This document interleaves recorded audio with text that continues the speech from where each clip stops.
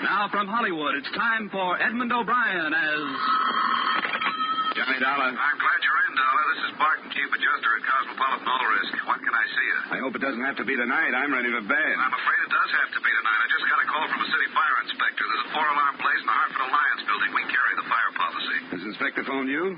Does he suspect arson? More than that, they picked up the man who said it. That policy is for over $300,000. I'd like you to sit in while this guy makes his statement. Okay, Barton. I'll meet you there.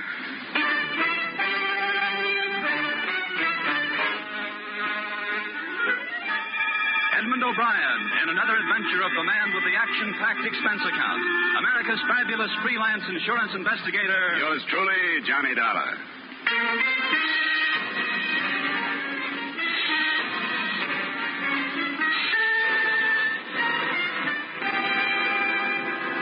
Expense account submitted by Special Investigator Johnny Dollar to Home Office Cosmopolitan All Risk Insurance Company. The following is an accounting of my expenditures during investigation of the Hartford Alliance matter. Expense account item 1, $250 cab fare from my apartment to the scene of the fire. Hey, Mark, can't you give us any more pressure? I'm feeding all lines now. Sorry. We have the chemical hose right over here, Woodruff. There it is, Captain. Watch it there, mister. Go here. We'll hit it from the third window there. Right over here, Barton. Hey, Martin, here. Oh. Losing outlines against that place. I couldn't see over here. Out of harm's way. Hey, that building was a bad risk. Is there any steel in it? Yeah, maybe a little in the plumbing, but it's no worse than most in this neighborhood. Somebody's got to insure them. Who owns it? His name is Clarence Pickett. I don't know too much about him. I understand the blaze started there in the ground floor corner office. Yeah, that's right. The Hartford Alliance Loan Company. An off-duty policeman saw it start as he was driving by and then grabbed this kid as he was heading it down the alley. A kid? Yeah, about 19 or so. They took him down, but we can question him when they get through. And then they're sure he's the one. He was running away. Hey, look at the wall below the second floor window. Yeah, get in. Get out of there. Get back away from that wall. Wait there.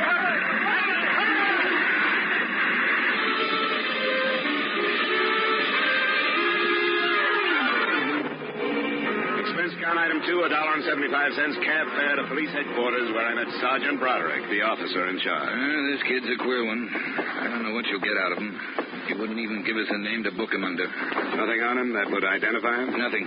He must have stripped his pockets. Well, the fact that he darn near killed a bunch of men might help loosen him up, huh? I wish you luck. Yeah, this is it. You all ready, Martin? I'm all loaded. We're going in to talk to him. When we finish, I'll bring him out. He'll be in front of me. Right. What's that for? I'll get a photograph, snap one as he comes out the door. Can't get a halfway natural one any other way. Then we'll have it published and try to find out who he is. Go ahead. All right, son, get on your feet. These men want to talk to you. It won't do you any good to talk to me. I don't want to talk about anything, and I won't. Did you set that fire? Yeah, I said it. Why? It doesn't make any difference why. I said it, and I'm ready to take anything that's coming to me. Have you set any other fires? If you mean am I one of those arson nuts, I'm not. Then why'd you set it? Why do you keep asking me questions when I told you I wasn't going to answer any? Your fire almost killed some men a few minutes ago. It may do it yet. I didn't think about that. I'm sorry. I had to do it. Why? I can't tell you. Leave me alone. Somebody hire you to do it? It doesn't make any difference. Why won't you tell us who you are? Because I don't want you to know. I don't want anybody to know who I am. I don't want a trial or anything. I'll plead guilty to everything, to setting the fire and to killing firemen, everything. Just give me what's coming to me and leave me alone. Let me see your hands. Why? Let me see them. No. Hey, let go. Will you let go? Stop, Dollar. That's all I want. What was that for? I wanted to find out what kind of a kid he is. He's not tough. His hands are clean, nails trimmed. There's a mark up by a ring on the third finger, left hand. Class rings, my guess. I've had enough for now, Sergeant. Okay, we're turning him over to the psychiatrist in the morning. All right, son, on your feet. I'm going to put you to bed now. Come on. Keep moving. Hold it now. Hey, give me that camera. You can't take my picture. What are you trying to do? Calm down.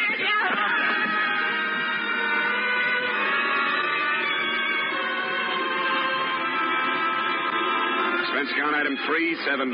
Transportation and general costs the next morning spent while running down the financial condition of Mr. Clarence Pickett, owner of the burned-out building.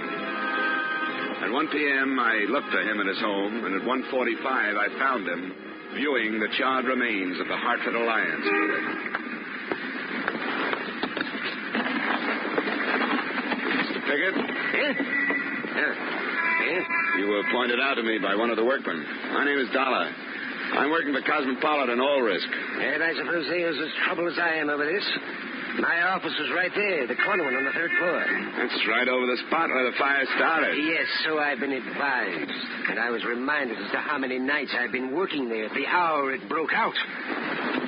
You haven't assayed the loss already, have you? That's not my job, Mr. Pickett. I'm not an adjuster.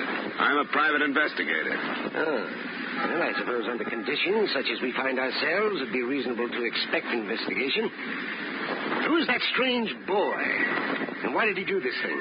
You've seen his picture in the paper there. I was going to ask you if you knew him. I? Well, of course I'd. What are your insinuations, young man? Look, Mr. Pickett, the conditions, as you call them, are not at all clear. An insurance company feels it has a right to make plenty of insinuations when it's up against a fire of incendiary origin. Go on. I was able to learn this morning that financially, you are not a healthy man. You rotten snoop. You've taken some pretty heavy losses on the exchange in the past few months. I've dealt in stocks, bonds, and property for a long time. When the day comes that I have to burn myself out to recoup my losses... Oh, go away. I don't want to talk to you any further. I'm afraid it can't stop here. Will you come down to police headquarters and face that boy they picked up? I will not. Why won't you? Because I have no reason to.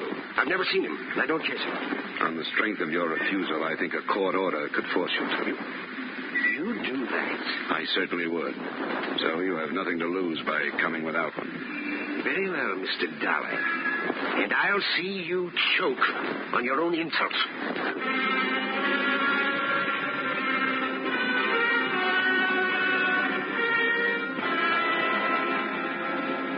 Sit down, Mr. Pickett. I want you to understand that this is routine procedure and in no way an accusation of any kind. Oh, rot a few words to whitewash a violation of my rights. Help yourself to the desk chair, Dollar. Thank you. All right, Dr. Herbert. Will you bring the boy in now? Mr. Pickett, Mr. Dollar, our psychiatrist, Dr. Herbert. How do you do, Doctor? Gentlemen? All right, son. Remember, this is serious. Now, you ever seen this man before? Yes, I have. What? Tell me who he is. He owns the building. Hired me to set the fire. But that's not true. He gave me $50 and promised me 50 more. Why, he's lying. I've never seen him before in my life. Why would he lie? How shall I know? Because he's insane. He's trying to use me to hide something else. Son, where's the money? I spent it. I didn't get the other 50. These are bald-faced lies. It sounds like a scheme of the police. Well, it'll not be as easy as that. I'll not put up with it another moment. I'll see counsel before I speak to you again. Yeah, I couldn't hold him. We can pick him up later. Either of you want any more with this one? I'll see him later this afternoon. Nothing for me right now. All right, son, come on. We'll go back to that room and talk some more. What do you think, Doctor? There is a greatly troubled and very confused young man. I could do very little to help him. A psychiatrist needs cooperation. He fought me every moment of the consultation. Think he was telling the truth about Pickett? It's hard to say. It could be true. On the other hand, as a falsehood, it could be classed as one aspect of this tremendously strong desire to keep some secret hidden. How would he know that Pickett was the owner of the building? That would be quite simple. The newspaper was shown to him this morning in an effort to force him to reveal his identity. That's right. There's still no key to who he is, eh? None. I've learned only that he seems to be, well, we say, a well-bred boy, fairly well-educated, who was tortured by something in the building that he feared and hated. The fire started in the offices of the Hartford Alliance Loan Company. Do you think a debt that the boy couldn't pay off would be a strong enough motive to drive him to arson? Unless it were a debt of shame. No. Well, we have to start someplace. The loan company is a better lead than what we've had so far. Say, you sure the kid isn't making this up, that he's not a psychopathic? The psychopath is only an emotionally immature individual. And who of us can say that we have reached emotional maturity or what it is?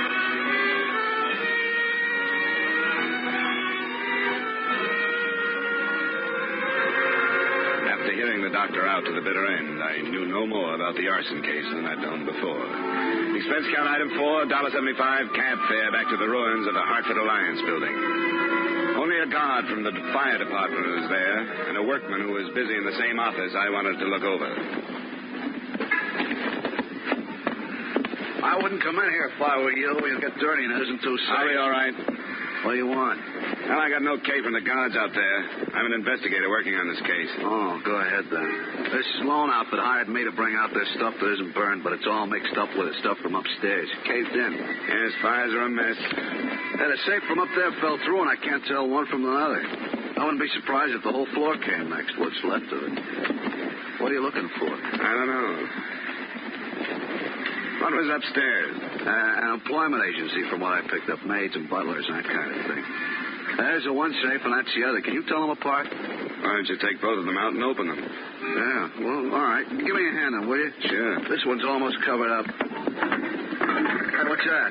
Sounds like a timber. Let's move. Hey, stuff above. Yeah, there's someone up there.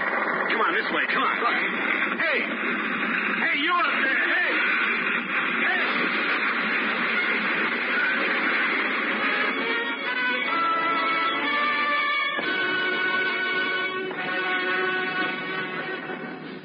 The highest standard of living, the highest wages, and the shortest hours. All this plus the time-honored guarantee of individual freedom. Where else will you find all these advantages but under our American economic system? Help to preserve that system. It has brought more benefits to more people than any other system ever devised. Now with our star Edmund O'Brien, we return to the second act of Yours Truly, Johnny Dollar.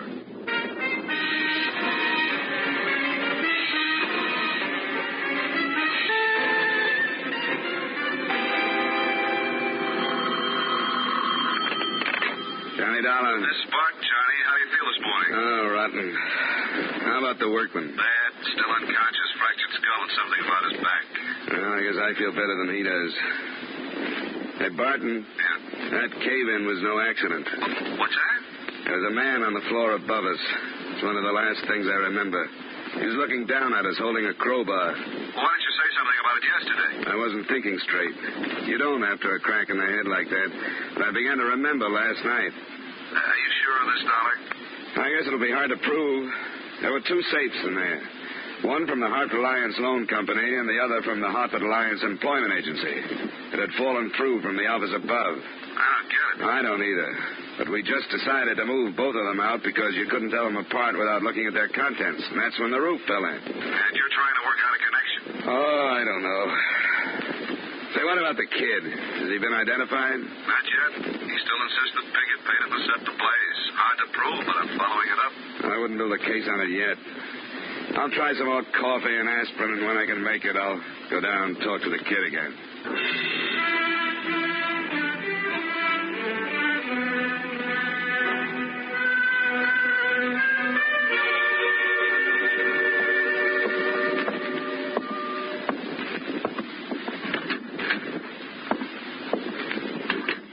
What's the matter with you?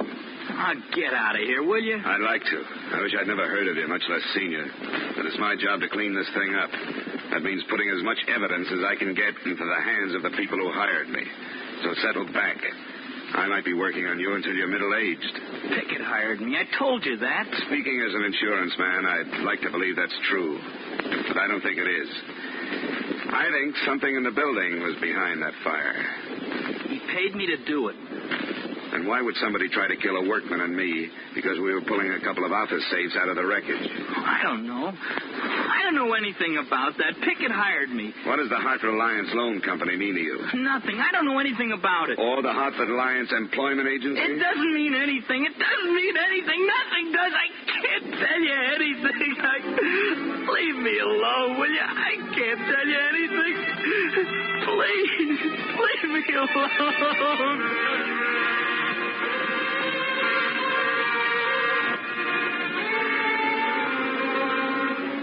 That afternoon, his silence stopped paying off, and his picture in the paper started to. A woman phoned in to say that she thought she recognized him. And at 6 that evening, I was standing on her doorstep in the little resort village of Pine Orchard. Landry? Yes. My name is Dollar. I talked to you after you phoned the police in Hartford. Oh, yes, Mr. Dollar. Won't you come in? Thank you. It was just the strangest thing about the way I happened to see that Hartford paper. Nobody out here takes it, you know. But I went down to the drugstore to buy a movie magazine, and something just pulled my eyes to this paper, and there was Billy Brandon. You sure of it? I've known him since he was a tyke. I worked for his people, you know.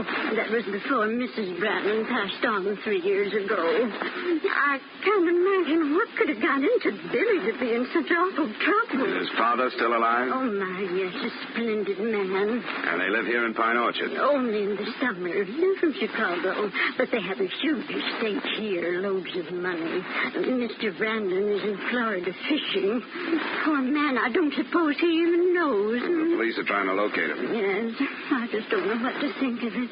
How could Billy cause his poor father such shame? Mrs. Landry, do you know if there's anyone on the estate now that I could talk to? Nobody that lives there. And Mr. Meek, the gardener, lives just down the street. He told me just yesterday that woman they kept out there left her job without so much as locking up the house. Who is she? Their maid. An out-of-town girl. From your home, Hartford. Some employment agency sent her. Employment agency? That's what Mr. Meek told me. Mrs. Landry, do you know if it was the Hartford Alliance Employment Agency? Line, yes, that was it. It's their business, I suppose, but there are plenty of good girls right here in town. Mrs. Landry, what was her name? Do you know? No, I don't, but Mr. Meek lives just down the street. He'd know.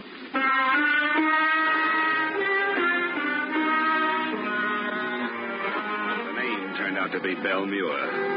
And with that information, I pried Sergeant Broderick loose from a friendly poker game after I'd gotten back to Hartford. I met him in the file room at headquarters.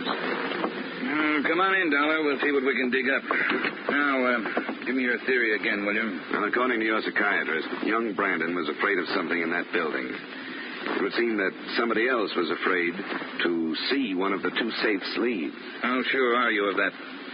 I saw a man pry the wall loose. Did you identify him? Probably not. I just caught a flash. But the fact that the Brandons had hired a girl from the agency sort of falls into place, doesn't it? Don't you smell blackmail? Well, we'll see. You want to check our files on the girl, right? Both the girl and the manager of the agency, Benjamin Price. What's her name again? Belle Muir. M-U-I-R. M-U... here it is. M-U... Yeah, here's a Muir. Adelaide. How's that for a record? Look at that. They never learn. That's it. No more Muirs. Can we try Price now? Sure. Here's the mail file over here.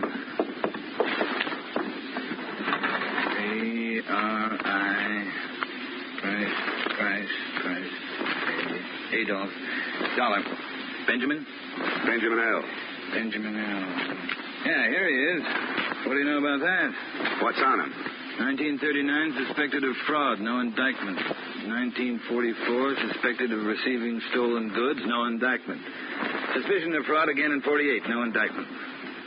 What about young Brandon? Can I talk to him? Won't do any good tonight. He's in the hospital under sedatives.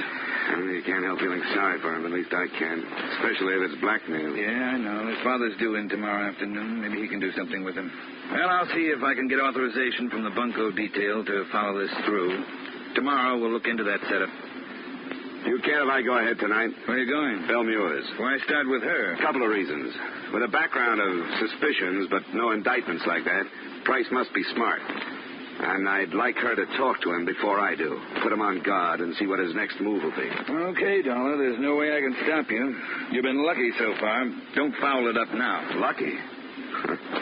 I'll trade you my headache for your poker losses any day.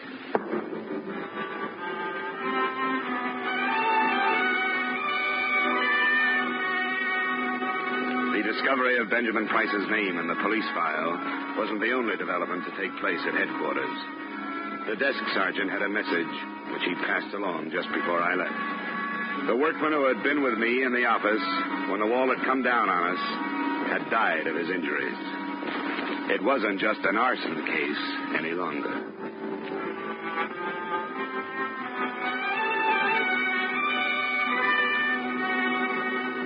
I found Belle Muir at home, in a ground floor apartment in a low-income neighborhood.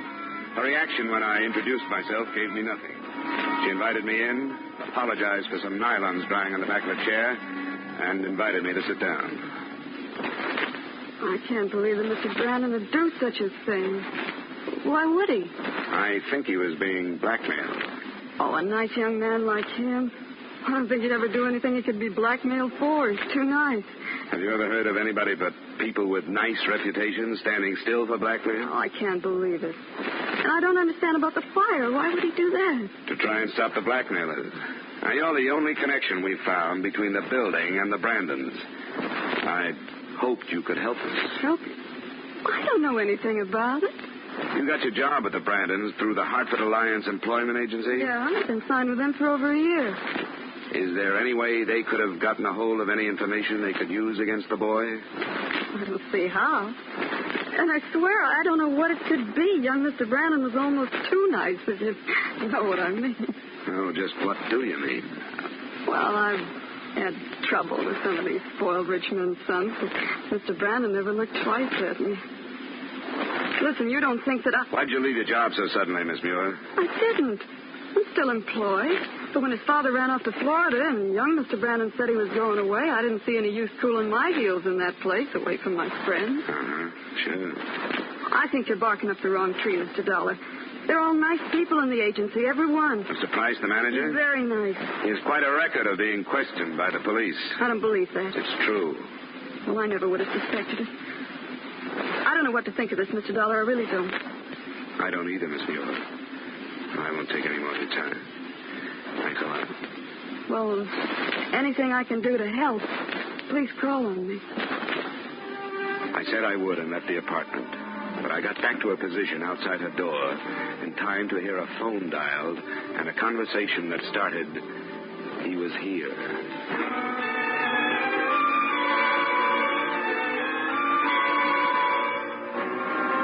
Proof of blackmail is hard to get without the cooperation of the victim, which is also hard to get. But it looked more and more like that lay behind the trouble. The next morning, I decided to try my luck with Benjamin Price.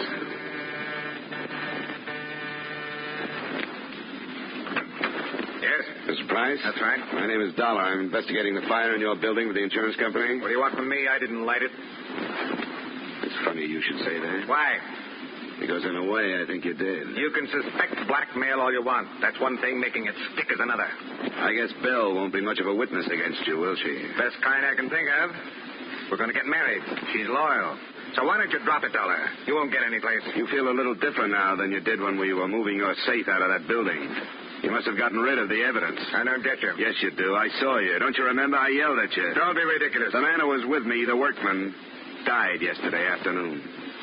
It was a blackmail that should work into a first-degree murder charge. You're going pretty far, aren't you? Not as far as the men from the police laboratory are going. They're looking for marks from a crowbar in that rubble that came down on us. And they're pretty good. Watch where you talk this stuff up, Dollar. I'm warning you. I don't scare easy and I don't railroad easy. And what are you worried about? Watch where you shoot off your mouth. Now beat it. Go on.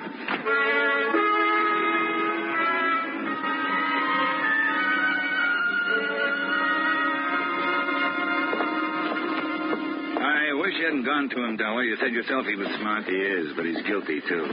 I recognize him, and he knows it. What about the father? Well, he got in a little afternoon. He's a pretty important man in Chicago, an ex-public defender. A defense lawyer now with one of the biggest private practices there. Sure, he would be. Yeah. This is the room. We moved him out of the ward. Mr. Brandon, this is Mr. Dollar from the insurance company. How do you do? Mr. Brandon? Mr. Dollar, I understand that you've done a great deal of work on this situation, and I feel that it's fair to tell you that neither my son or I will make any kind of statement until we take the query under the fullest consideration. That's all right with me, Mr. Brandon. I just left Benjamin Price. You did? Yeah. From his attitude, I take it that the basis of his blackmail is pretty strong. Blackmail? I see no reason for that word to enter the conversation. You're not in a courtroom now, Mr. Brandon. You're in a hospital room where your son has been kept under sedatives because of an almost complete nervous breakdown. Price is convinced that you'll sacrifice your son rather than give us proof that will clean this up. He threw that in my face. Mr. Dollar, as an insurance investigator, what is your interest in this case at the moment? Your son has tried to involve an innocent man. The company that hired me would be liable to slander if they try to build a case on his accusations. And you know the insurance company. I do, indeed. I can promise you that we'll dig into your son's background and your background until we get the answers we want. Dad. Just a moment, Bill. If you let Price get through this one untouched, where do you think he'll stop, Mr. Brandon? Dad, make him go. I can't stand anymore. I don't care about myself, but I don't want... Bill, let me handle this. Mr. Dollar, you must realize that my son acted under severe emotional strain. Could I depend upon you to be a witness in his defense? No, you couldn't. He started something that caused a man's death. Dad, don't let him talk anymore. Just leave me alone and I'll take care of it. I've done it all right so far. Sure, you've done a fine job. Bill, I think it's gone far enough. It has to stop sometime. But, Dad... Dollar, my son was involved in a traffic accident in Chicago 2 years ago. He was drunk. The woman was killed. There was a witness, and I paid him to perjure himself in our favor. Bill was acquitted. Price found out about that? Yes. How? This man, well, his name isn't important now, continued to extort money from me. He phoned at the house in Pine Orchard, and the maid overheard. I didn't know Bill knew about it until today. She didn't know I was there, and I listened to her talk about it. The first one was bad enough, but then with another one, I had to do something. Did you make a payment to the maid? No, somebody else. A man. Did you recognize him? Yes. Would you identify him if we took you to him? Yes.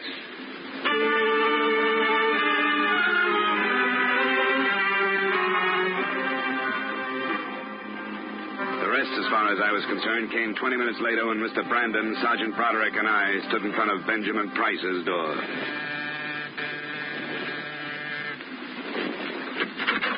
Well, Dollar, haven't you caused... That's the man. Who is this guy? What is this? Get out of here. I think we better come in, Price. No, you don't. I know my rights. You don't come in without a warrant. We got a warrant. What do you want in here? All we want is you, Price. There's a man waiting outside who want to place you at the scene of the murder. I can't do it. I wasn't there. You'll have your chance to prove that if you can. The men want to go through your apartment. Why? To look for traces of soot from the building. All they need is a speck or two. Come on, Price. Let's talk it over. Not me. Oh, you know you don't, Price. That does it. Okay, pick him up, Dollar. Don't bother to be gentle. He won't care.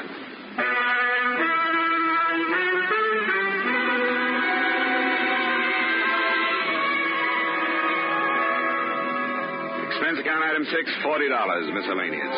Item 7, $2.50 cab fare back to my apartment. I guess the company won't get far trying to avoid the payment of damages. But all of us might make a moral out of the matter. Maybe somebody has said it before. One sin begets another. In this case, the original conspiracy to perjure a witness parlayed to an arson indictment. The son, fraud and murder for Price and Belmure, and enough charges to put the father out of work for the duration. All I got out of it was a headache. Expense account total, $180. Yours truly, Johnny Dollar.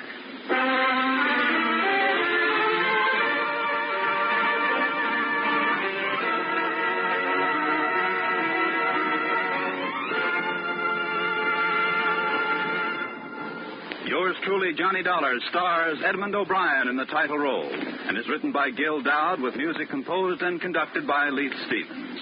Edmund O'Brien can currently be seen starring in the Columbia Pictures production 711 Ocean Drive.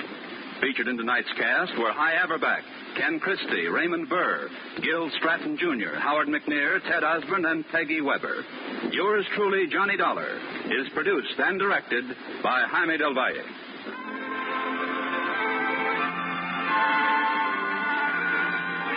There'll be a new adventure with Philip Marlowe, Raymond Chandler's famous private eye, on most of these same CBS stations this Friday night. Shrewd, hard-boiled, given to the wisecrack, Philip Marlowe will bring you a solid half hour of thrills Friday night on CBS, the Columbia Broadcasting System.